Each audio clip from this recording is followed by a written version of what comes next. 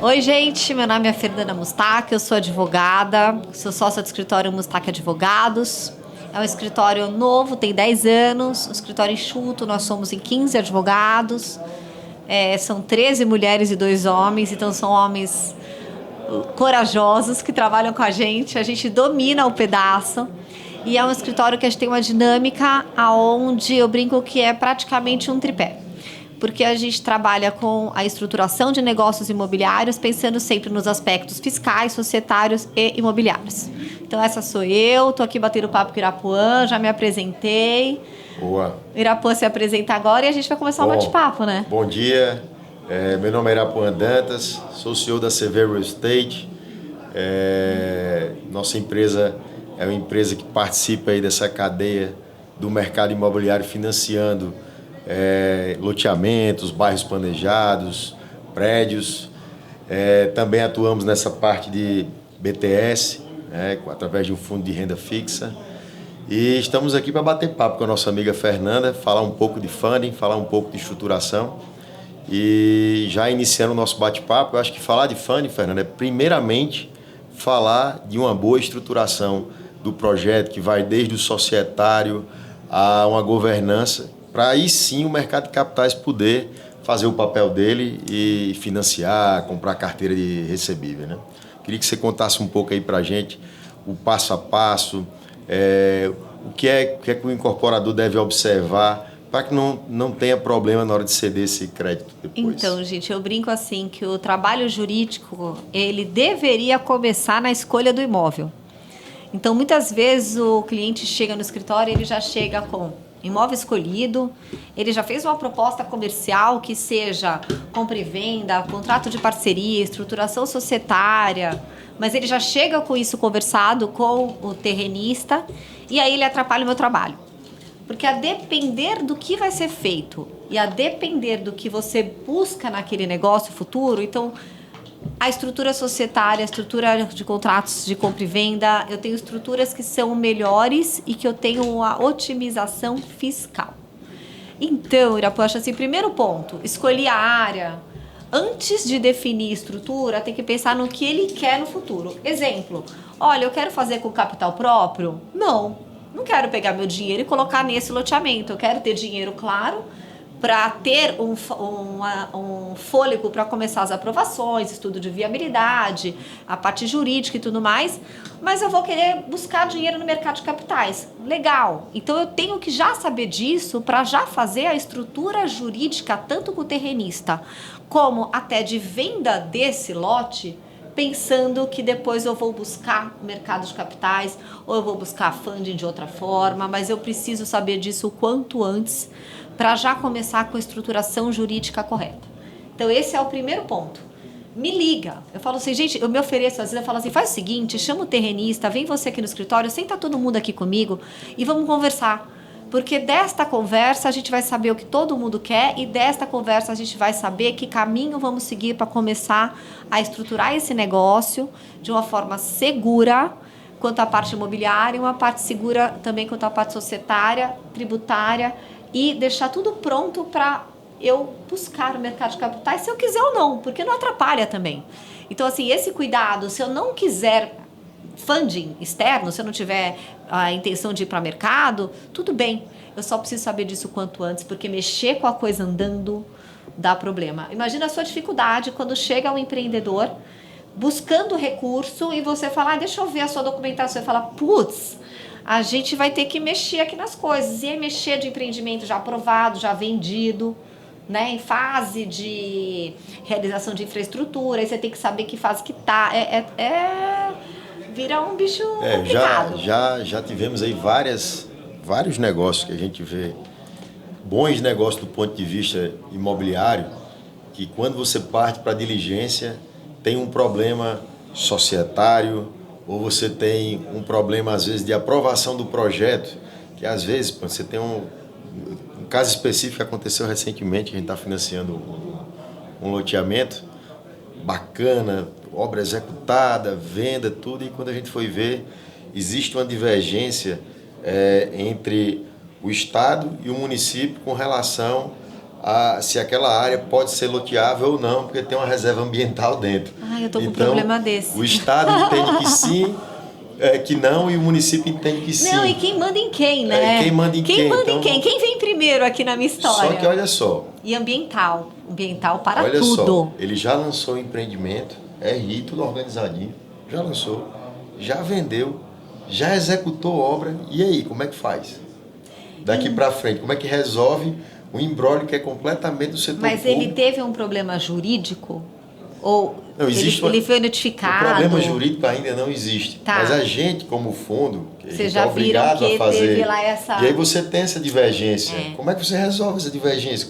Eu não posso correr, eu não posso levar um investidor que acredita na gente, na nossa diligência, a entrar numa operação dessa, que amanhã pode vir o Ministério Público e dizer que não poderia construir, não poderia lotear naquela área, e aí pronto, vai o investimento do nosso investidor embora, né, e a nossa credibilidade junto. Você sabe que você falou uma frase, Irapuã, porque assim, não é todo mundo que conhece mercado de capitais, não é todo mundo que conhece a estrutura, o que é o fundo, o que é securitização, não é todo mundo que conhece. Aliás, dentro do mercado imobiliário, acredite se quiser, pouca gente sabe de fato como acontece a operação de mercado de capitais. E quando você explica que o dinheiro que está ali não é o dinheiro de quem está te dando, você resolve várias dúvidas. Porque assim, deixa eu te explicar, a minha responsabilidade aqui é muito grande. Porque se fosse o meu dinheiro, eu assumo o meu risco, eu conheço o risco, eu quero assumir ou não quero assumir. Agora a gente fala do dinheiro dos outros. Então, a sua responsabilidade entre seguir algo ou não seguir é enorme. Imagina aí que eu o vou dinheiro ganhar... não é seu. Eu vou ganhar um FII de gestão desse dinheiro, né, e vou correr o risco total. Então... Se eu for negligente em uma diligência. Eu vou correr o risco total do crédito perder esse investidor. Né? Tanto então, que em muitas estruturas a gente organiza o terrenista. Muitas estruturas a gente organiza o terrenista. A gente vira para o nosso cliente empreendedor e a gente fala assim, gente, é o seguinte, dá uma olhada no terrenista, normalmente é uma família, né? E normalmente pensa que a maioria são áreas rurais, que tem ali um comprometimento do terrenista e também do empreendedor, de que aquilo vai virar uma área de expansão urbana, uma área urbana, mas a gente tem 2 gerações, 3 gerações, vários núcleos familiares. Essa é a história que mais repete. Pouquíssimas vezes você tem do lado, numa negociação, um terrenista profissional. É raro. Você até consegue trazer depois da operação. Então você achou aquele terreno, e aí você trouxe um terrenista profissional para ele virar o terrenista e fazer negócio com você. Mas não é o normal, é um sonho de consumo, mas não é. Total. Então normalmente a gente tem ali um monte de gente. Um dos fatores que geram segurança ao negócio é também organizar esse proprietário. Por quê? Porque ele não tem o know-how, não é a vida dele. A vida dele era produtor rural. Né? Ou já está na segunda ou terceira geração, é um médico, é um dentista, ou uma filha que não quis continuar, ou um filho que falou, não, me tira daqui, quis morar fora, tem uma situação financeira boa. Então, é mais um desafio e é algo fácil de resolver nesse início. Se você chegou já no empreendimento, olhou o terrenista, qual a relação que tem? Contrato de parceria, o que significa? Gente, no contrato de parceria, quem é o loteador é o terrenista. E aí você olha lá, é uma galera. É um monte de gente. Gente, as pessoas morrem, pessoas se separam, pessoas são interditadas, pessoas brigam. E aí você fica ali à mercê do que vai acontecer com aquele monte de gente. Então você tem já nesse começo de também pensar em estruturar o terrenista para não ser mais um problema quando você for buscar o funding. Total. Então assim... Falando um pouco aí, Fernanda, não só dessa parte de diligência, mas um outro ponto importante que ainda dias de hoje a gente se bate é a estrutura societária do projeto. Então, ainda hoje você vê grandes projetos feitos dentro de uma holding, ou seja, o cara compartilha dentro da mesma empresa 3, 4, 5 projetos. E esse tema, infelizmente, no nosso painel a gente não pôde comentar, para bairros planejados é extremamente estratégico. Porque se num bairro planejado, imagine que você vai ter dentro dele, às vezes até 10 fases dentro dele, você põe isso tudo dentro de um SPS só, onde você tem um loteamento aberto, um condomínio fechado, um vertical, um comercial, um hospital, uma escola, a importância, eu queria que você falasse um pouco a importância de você ter essa estrutura jurídica bem desenhada, essa árvore de SPS, para que na hora de fazer uma operação de crédito ou até com algum problema de obra, um não contamine o outro, um projeto não contamine o outro. Então, gente, assim, primeira coisa, se a gente tem um benefício de poder ter uma atividade segregada, por que não ter? Eu adoraria. Adoraria falar, gente, olha, o recurso que eu ganhei no societário aqui do escritório vai dividir, né? E eu tive um prejuízo no imobiliário. Olha, então o prejuízo fica separado. Então isso é maravilhoso. É muito bom você saber e poder segregar riscos, segregar a parte boa financeira, o empreendimento que está indo super bem e outro que está em fase de desenvolvimento que ainda está precisando de recurso. Então tem que aproveitar isso. Segunda coisa importante, que é ótimo para convencer a pessoa a montar as empresas, tá? A gente está no movimento aí que a gente já tem o patrimônio de afetação, tanto para loteamento quanto para incorporação imobiliária que eu já tinha antes. Para loteamentos abertos, eu ainda, ou com acesso controlado, eu só tenho a opção do patrimônio de afetação, eu não tenho ainda a opção do RET, que é o benefício fiscal. Mas, gente, estamos aí na iminência de ter mudanças legislativas tributárias. O nosso mercado é um mercado considerado essencial. Então, alguma coisa vai acontecer. E quanto antes você estiver preparado para isso, melhor. Então, se você vai fazer um bairro planejado, se você sabe que ele vai ser faseado, porque ninguém está fazendo tudo de uma vez, até porque você quer poder ter autonomia de mudar o projeto da sua terceira fase, caso não faça mais sentido fazer aquilo que você imaginou no início, acontece daqui 5 anos, 10 anos, separa as empresas. Tem o patrimônio de afetação, você pode ter investidores diferentes. Então eu posso ter um investidor que tem interesse em fazer naquele imóvel que foi de multifamiliar, fazer uma incorporação imobiliária de um prédio, que é diferente do outro investidor que está interessado no seu shopping que você vai colocar naquele bairro. Então você consegue segregar também os seus meios de investimento. Então é inteligente, né? Assim, a gente tem que pensar, é inteligente, é uma evolução de mercado. Ah, mas eu sempre fiz assim, legal se eu sempre fiz assim, mas vamos evoluir? Vamos evoluir, vamos melhorar? E a gente consegue fazer o caminho, e é um caminho que deixa tudo muito transparente, inclusive na questão contábil. Não se mistura receitas, né? Cada um, mas eu consigo ter um controle contábil. Gente, você consegue ter, mas você consegue ter com muita dificuldade. É muito melhor você ter um CNPJ separado para aquilo. E as suas relações com quem adquire o lote ou quem adquire a unidade ou com quem vai ser um locatário de algo que você vai construir ali para ter um residencial para renda, ou você vai fazer um shopping para renda, você pode fazer isso. Você consegue também se preservar dessa relação de consumo, segregando em CNPJ separados. Então, assim, não tem nenhum prejuízo. Mas eu tenho um CNPJ a mais. Gente, desculpa, olha o seu objeto social, não vai ser o problema de ter um CNPJ a mais da contabilidade que vai te causar um prejuízo, né? Vamos pensar em tudo que tem de bom. Do ponto de vista nosso, quando a gente vai avaliar para financiar ou comprar carteira de recebíveis, se você tem um único projeto, a minha diligência vai se resumir naquele projeto. Então, se você tem 3, eu vou ter que entender todos os 3, o risco de todos os 3, e o meu risco para aquela operação certamente vai ser maior e automaticamente o custo dessa operação vai ser maior, ela envolve um risco maior. Então, assim, do ponto de vista financeiro, essa organização também gera um benefício.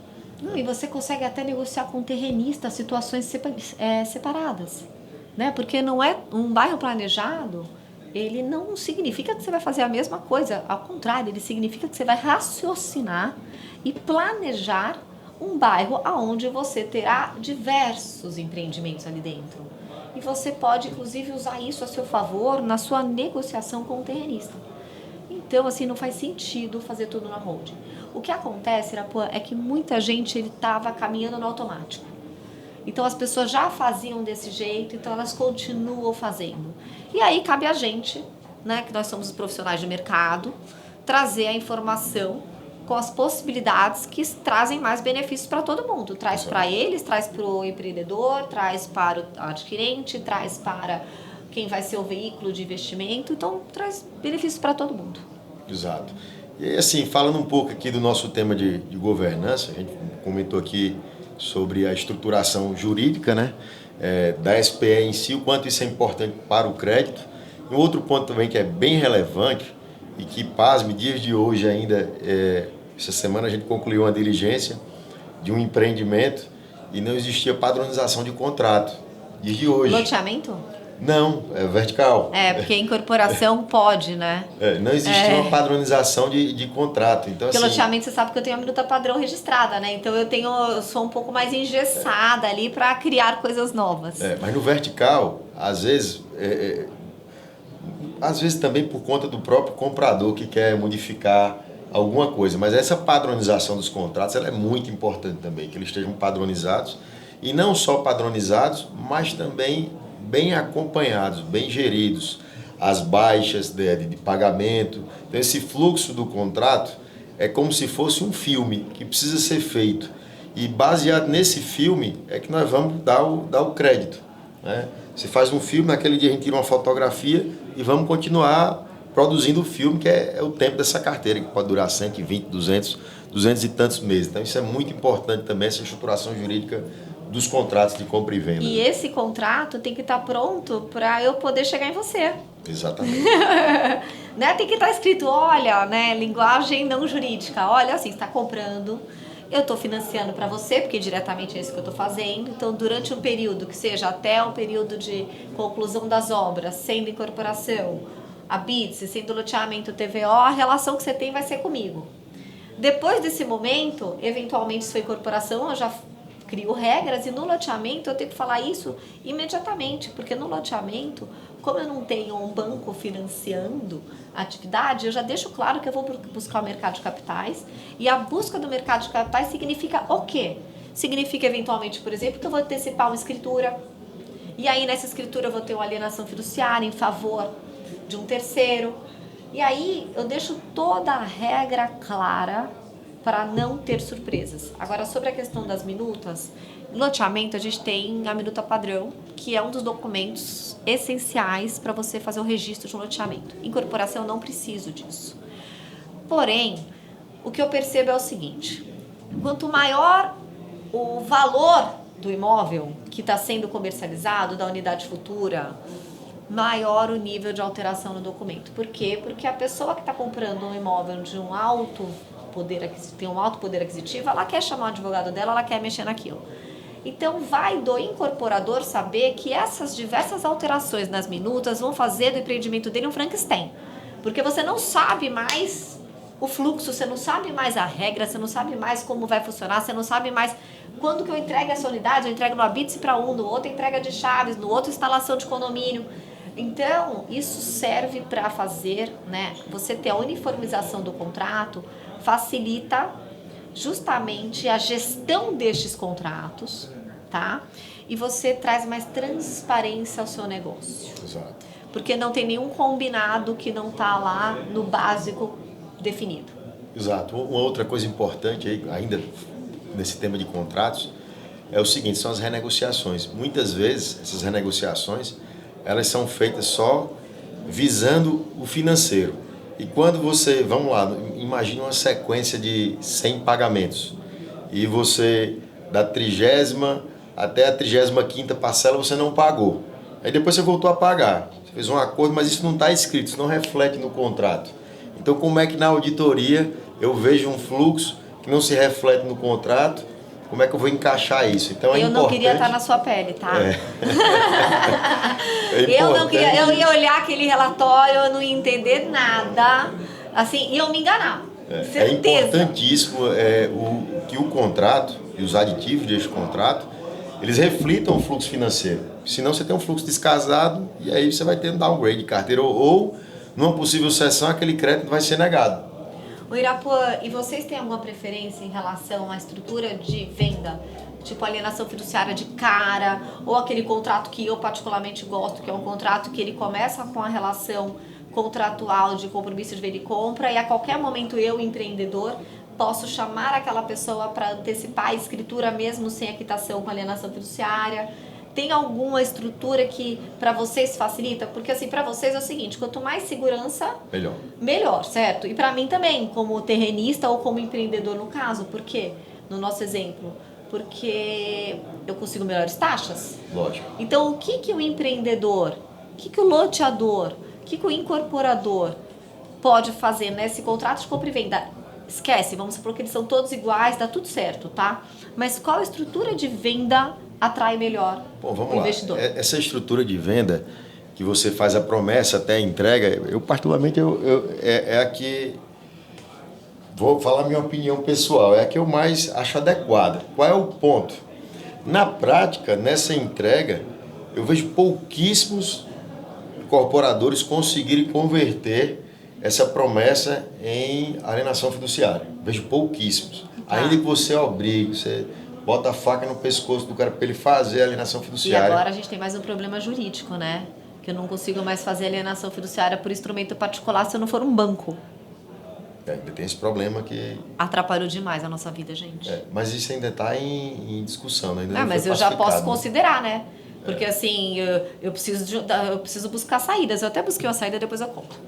Mas isso é muito impactante para a gente no nosso setor. Então, assim, poucos empreendimentos que eu participei, e olha que a gente tem aí, nós chamamos de 19 estados, eu vejo os incorporadores conseguirem, principalmente em loteamento, você conseguir registrar a AF. Qual é o grande benefício dessa AF? Agora mesmo nós estamos fazendo uma operação que a gente chama no mercado de true sale. É uma operação em que o incorporador ele vende a carteira dele e essa carteira passa a ser do fundo. Ainda que ele possa fazer a gestão dessa carteira ainda, para ter o relacionamento direto com o cliente, mas ele não tem mais risco com relação a essa carteira. 100%? 100%. Na verdade, 100% você não vê mais ninguém fazendo. Você sempre deixa... Você monta um CRI. Você deixa um colchão. Aí o incorporador deixa de ser credor da carteira e passa a ser um crisista. Ele compra o CRI, só que ele limita a responsabilidade dele. Vamos lá, que a gente deixa uma cota subordinada nesse CRI de 20% e eu antecipo os 80% para ele ter um alinhamento comigo, já que ele vai ficar na gestão desses contratos. Mas o risco dele está limitado. Esse tipo de cessão true-sale, ele só acontece com alienação fiduciária. Sem alienação fiduciária não tem como acontecer. Eu nunca vi. Agora até ser um fundo aí mais abutre que vai cobrar uma taxa assim gigante, aí ele compra. Mas uma taxa padrão no mercado, uma taxa que seja eficiente, não vai haver. Então, assim, o contrato de alienação fiduciária ele beneficia por conta dessa segurança e pela possibilidade que você tem de ceder essa carteira futuramente. E, de fato, a gente tem feito algumas operações nesse formato. Quando você está em promessa, você sempre vai fazer um CRI, obviamente, lastreado nesses recebíveis, mas os contratos em si não é uma garantia real. Ele é uma garantia de liquidez, vamos chamar assim, mas ele não é uma garantia, não tem uma garantia real os contratos. A não ser que você vai registrar a F em favor do fundo, né? Então, respondendo a sua pergunta, o melhor modelo para a gente ainda é o AF depois da entrega. A entrega, tá. Isso é um costume também que incorporação sempre teve a quitação para entrega, né? E a quitação com a F ou a quitação de fato. E algo que eu estou tentando mudar no conceito do loteador. Eu falo, gente, pelo amor de Deus, parem de entregar lote em compromisso de venda e compra. Porque você entrega a posse do imóvel e a posse, juridicamente, gente, é algo muito importante. Muito. E muitas vezes eu acho a posse assim tão importante quanto a propriedade, porque você está entregando algo para alguém, aquela pessoa está num fluxo de pagamento de um compromisso puro e simples. Além de tudo, aquela pessoa pode deixar de pagar IPTU e aquela dívida passa a ser do loteador. Taxas de associação. E de extrato, ele tem que pagar metade. E construir algo irregular, porque a pessoa vai construir naquele lote, né, um loteamento.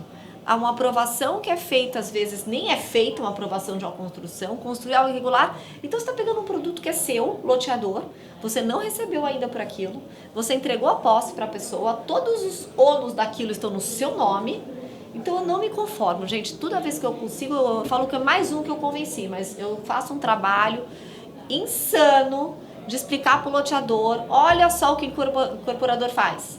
Ele não entrega a posse de um apartamento se você não tem de fato a transferência ali com a alienação fiduciária ou a garantia. Não entrega.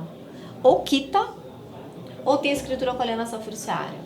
Então eu acho que isso também é um movimento muito importante que dá também para o loteador uma tranquilidade em relação às certidões dele.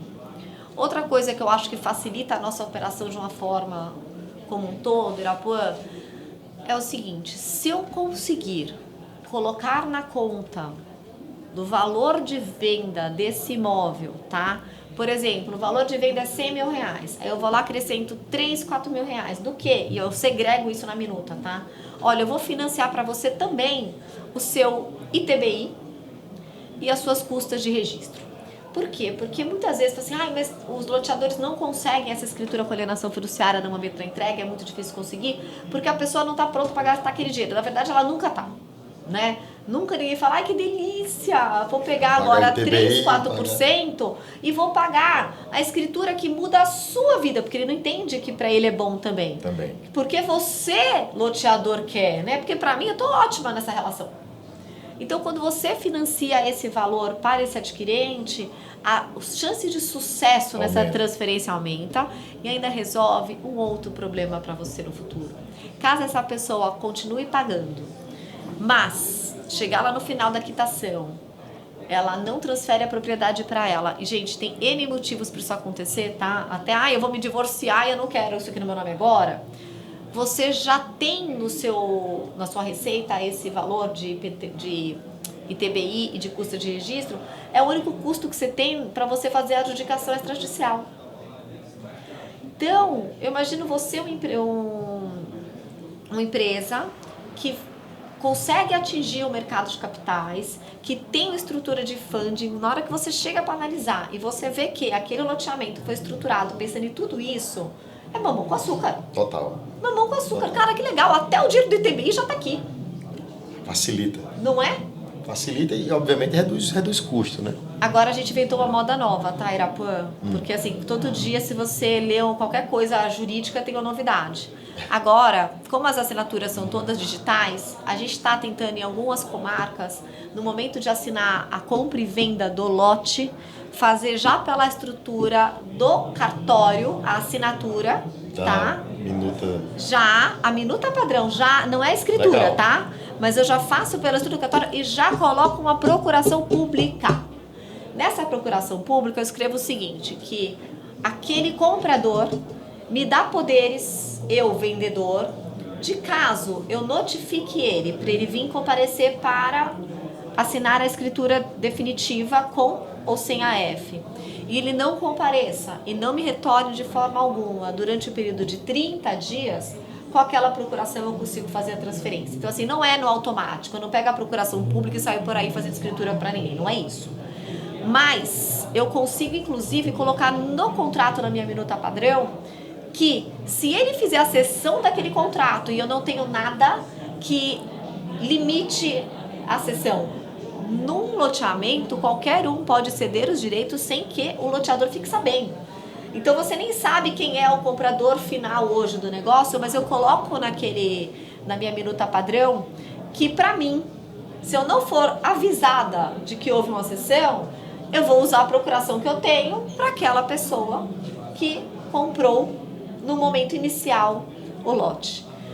Então a gente fica tentando dar segurança ao negócio e assim, tudo que a gente faz, a gente não está prejudicando o comprador. Lógico, beneficiando. Não tá, mas eu estou tentando facilitar a vida dele e também ter a segurança da minha, porque não é justo o loteador ter que ficar pagando IPTU, ficar com 1000 restrições no nome, taxa associativa de lote entregue.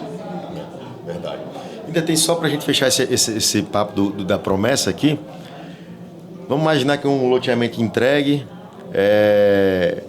imagine um fluxo de 100 meses, o cliente pagou 50 parcelas, está na metade do contrato, e ele resolve destratar. Se ele não tem AF, o incorporador vai ter que pagar metade de volta a ele. Então, depende, né? Porque assim, eu tenho que ver se eu estou falando se eu for falar em incorporação imobiliária, é metade, mas aí eu tenho que ter algumas regras. Mas a qualquer momento ele pode pedir um distrato. Gente, porque ele não tem uma relação fiduciária. É ridículo, porque assim, primeiro que distrato já é o nome usado errado pra gente, né? Porque distrato é todo mundo feliz querendo distratar alguma coisa, o que não é o caso. Então é rescisão mesmo, né? A palavra certa é rescisão por descumprimento contratual do adquirente. Incorporação, 50%, mas tem que ter o patrimônio de afetação para poder dar essa garantia. Mas tem uma pegadinha. Na lei tá falando até. Até 50%. Então você pode regular e dizer que é 30%, dizer que... E aí, gente, viram que a nossa vida é, né? Uma insegurança jurídica constante. Tá dizendo até. E aí você coloca lá a questão quando é loteamento da fruição, se a pessoa usou lote, que também não conseguimos, mas a gente não consegue emplacar essa ideia da fruição, e a fruição existe. Mas aí tem juiz que fala, não, mas ninguém fruiu de um lote sem nada em cima. Então, para você conseguir descontar, né, reter do adquirente o valor referente à fruição do lote, ele tem que ter construído algo. Calma, não é o que está escrito. Fruir não é morar em cima, fruir é ter aquilo, poder usar aquilo, se ele quiser fazer um piquenique em cima é dele. Então a gente tem essa limitação. Mas assim, o que acontece no dia a dia é muito diferente do que está na lei. Nenhum empreendedor vai lá na lei e tenta resolver o problema dele com o que está na lei. Aquilo é muito mais uma forma de eu mostrar para esse adquirente que existe uma lei. Mas a gente resolve as coisas fazendo acordo. Inclusive, quando a gente tem escritura com a F, o nosso primeiro ponto não é sair executando a F. É tentar uma dação em pagamento. Porque eu preciso mostrar para aquele adquirente que eu executar a F não é bom nem para mim, nem para ele. Então, assim, a lei está aí. A lei não está 100% sendo seguida, tá? Porque os casos chegam no judiciário até hoje e juiz decide como ele quer. Não, mas tem lei sobre isso. Eu não posso falar palavrão aqui, né? Mas é meio que dane-se. Dane-se, tem lei. E aqui eu sou o juiz, eu vou decidir como eu acho que eu tenho que decidir. Então, considerando o cenário real e não o cenário jurídico, a gente negocia. Boa. Bom, eu acho que aqui vamos começar finalizando aqui nosso bate-papo. Tudo que a gente falou aqui é de extrema relevância para o que a gente faz, que é financiar a obra, comprar carteira de recebíveis.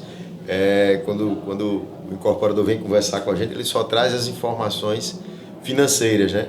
Mas tudo isso aqui que a gente conversou são pontos que a gente avalia e são extremamente tão importantes quanto a questão financeira do empreendimento, né?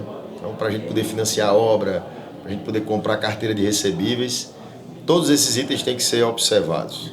E, gente, quando vocês forem dar dinheiro para alguém, olhem as aprovações, por favor. Olhem as aprovações, assim, olhem os prazos, porque é surreal que tem coisa fora do prazo em atraso. Então, olhem isso, tá? A parte jurídica, ok, mas olhem as aprovações também com muito carinho. Isso aí. Muito obrigado aí, Adite. Muito obrigado, Fernanda. Eu que agradeço, Irapã. Obrigada.